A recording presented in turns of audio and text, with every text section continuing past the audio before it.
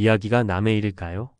어느 날 지하철에서 우연히 만난 한 노인의 이야기가 아직도 생생합니다. 그는 은퇴 후 고시원에서 홀로 지내며 밤마다 눈물로 베개를 적신다고 했습니다. 내가 이렇게 살 줄은 몰랐어라는 한마디가 가슴 깊이 박혔습니다. 우리는 종종 이런 이야기를 뉴스에서나 듣고 내일이 아니라고 생각하며 넘기곤 합니다. 하지만 정말로 그럴까요? 나에게는 절대 일어나지 않을 일이라고 단언할 수 있을까요? 사실 많은 사람들이 은퇴 후의 삶을 막연하게만 생각하고 구체적인 준비는 뒤로 미룹니다. 그러다 갑작스러운 은퇴 후 현실에 부딪혀 그제야 후회와 자책의 늪에 빠지게 됩니다. 오늘은 은퇴 후의 삶이 왜 그렇게 흔들릴 수 있는지, 또 어떻게 대비해야 하는지 실제 사례와 함께 이야기해 보겠습니다. 1. 남들은 다 잘 살 줄 알았죠. 첫 번째 사례는 김씨 70세입니다. 그는 40년간 한 중소기업에서 성실히 근무하며 가족을 부양해 왔습니다. 퇴직 후 연금으로 생활할 계획이었지만 막상 퇴직하고 보니 매달 나오는 연금은 예상보다 훨씬 적었습니다. 여기에 자녀들의 결혼 비용과 뜻하지 않은 건강 문제로 모아둔 돈이 바닥을 보였고 결국 그는 좁디 좁은 고시원으로 들어가야 했습니다. 김 씨는 말합니다. 회사에서 나올 때는 연금이면 충분할 거라고 믿었어요. 그런데 물가도 오르고 건강 문제로 병원비도 만만치 않더라고요. 연금이 적다는 사실은 이미 늦게 알았죠. 이 사례에서 볼 수 있듯이 연금만 믿고 은퇴를 준비하는 것은 큰 위험 요소가 될 수 있습니다. 연금이 생활비의 기본 틀을 제공하더라도 예상치 못한 지출을 감당하려면 추가적인 소득원이나 자산 관리를 준비해야 합니다. 2. 자녀를 위해 모든 것을 내줬지만. 두 번째 사례는 박 씨 68세입니다. 그는 평생을 자녀들의 성공을 위해 살았습니다. 자녀 교육과 결혼에 쏟은 돈은 그의 노후 자금을 모두 가져갔습니다. 자녀들은 부모에게 기대지 않겠다고 말했지만 현실은 달랐습니다. 박 씨는 결국 자신의 집을 처분하고 고시원으로 이사해야 했습니다. 내 아이들이 행복하면 그게 제 행복이라고 믿었어요. 하지만 정작 제가 은퇴하고 보니 남은 게 없더라고요. 자식들도 힘들어서 도움을 줄 여유가 없고요. 이 사례는 은퇴를 준비할 때 자녀를 지나치게 의존하거나 모든 재산을 자녀에게 투자하는 위험을 보여줍니다. 부모와 자녀가 모두 독립적인 재정을 유지하는 것이 중요합니다. 이는 서로를 존중하는 방법이기도 합니다. 3. 나는 아직도 일해야 합니다. 세 번째 사례는 최 씨 72세입니다. 그는 은퇴 후에도 고정 수입이 없어 식당과 건설 현장에서 일용직으로 일하고 있습니다. 하지만 체력이 따라주지 않다 보니 일자리를 유지하는 것이 쉽지 않습니다. 매달 고시원 방세를 내기 위해 애써 일하지만 언제까지 일할 수 있을지 불안해하며 살고 있습니다.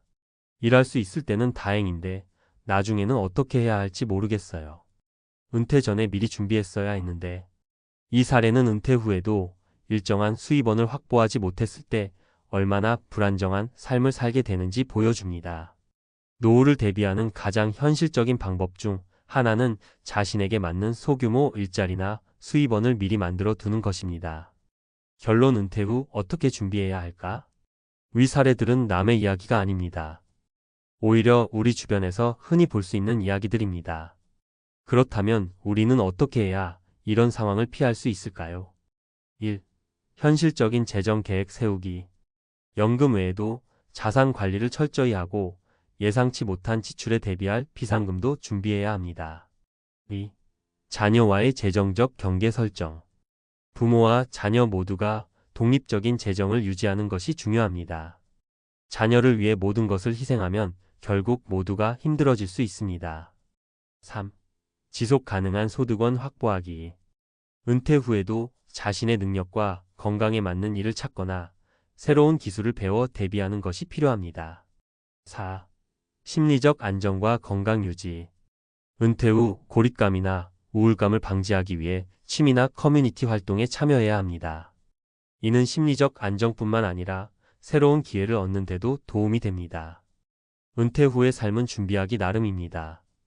오늘 이 글이 당신의 노후 준비를 다시 한번 돌아보는 계기가 되었으면 좋겠습니다. 남의 이야기가 아닙니다. 이제는 당신이 직접 준비해야 할 때입니다. 전문가 칼럼 70대 고시원에서 울며 보낸 밤들 외엔 남의 일이 아닐까요? 은퇴 후 고시원에서 홀로 보내는 70대의 이야기는 더 이상 특별하거나 드문 일이 아닙니다. 뉴스 속의 이야기로만 여겼던 이런 현실이 이제는 우리 가까운 주변에서도 점점 더 자주 목격되고 있습니다. 그래서 오늘은 은퇴 후 삶의 비참함을 방지하기 위해 필요한 구체적인 대비책과 실질적인 조언을 드리겠습니다. 1. 연금만 믿지 마세요. 마이너스 다층적인 재정 설계가 필수입니다. 사람들은 흔히 연금만으로 은퇴 후 생활이 충분히 가능하다고 믿습니다. 하지만 현실은 전혀 그렇지 않습니다. 평균적인 국민연금 수령액은 월 100만 원 안팎, 이는 물가 상승과 예상치 못한 지출을 감당하기에 턱없이 부족한 수준입니다. 전문가 팁 다층적 재정 설계하기. 연금 외 추가 소득원 준비. 예를 들어 소규모 투자나 월세 수입 같은 수익 구조를 미리 설계해 두세요. 작은 금액이라도 꾸준히 들어오는 돈이 은퇴 후 삶의 안정감을 줍니다. 비상금 준비. 예상치 못한 의료비나 갑작스러운 사고를 대비해 최소 6개월에서 1년치 생활비에 해당하는 비상금을 따로 마련해야 합니다. 소비 패턴 분석. 은퇴 후에도 청년기와 비슷한 소비 습관을 유지하려다 보면 빠르게 재정이 악화됩니다. 고정비를 줄이고 꼭 필요한 소비 위주로 전환하세요. 2. 자녀를 위한 희생, 정말 모두를 위한 걸까요? 우리나라 부모 세대는 자녀를 위해 모든 것을 희생하는 것을 당연시합니다. 그러나 자녀 결혼 비용, 유학비, 집 마련 지원 등의 재산을 다 쏟아붓는다면 정작 자신의 노후는 텅 빈 껍데기처럼 남게 됩니다. 자녀들도 부모의 희생을 당연하게 여기다 보면 부모의 은퇴 후 어려움을 이해하지 못하거나 외면할 수 있습니다. 전문가 팁 자녀와의 건강한 재정 경계 만들기.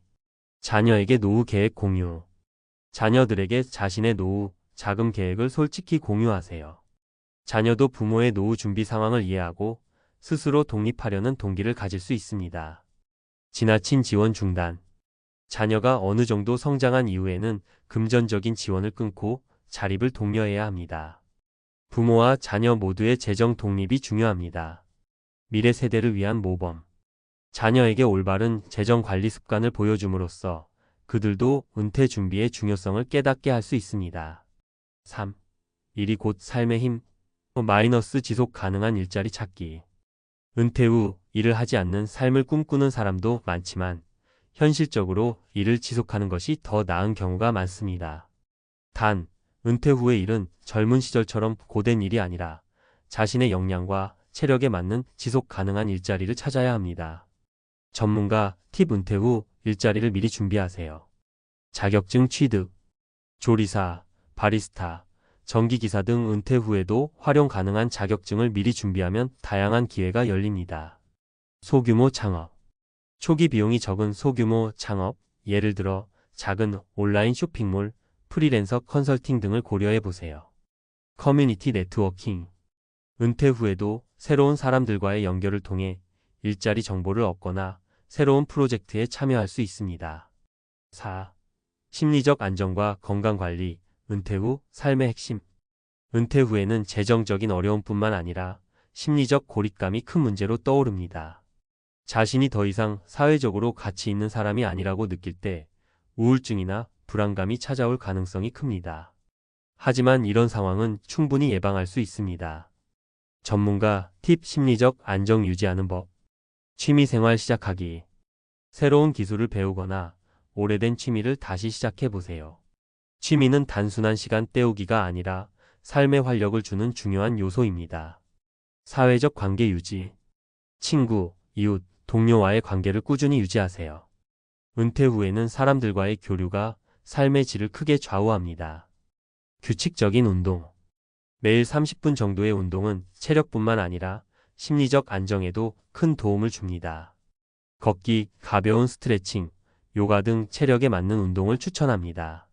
사례 3가지로 다시 보는 현실. 김씨 70세 연금만 믿고 준비했지만 예상보다 적은 수령액과 갑작스러운 병원비로 고시원 생활을 시작한 사례는 연금 외 추가 소득원의 중요성을 알려줍니다.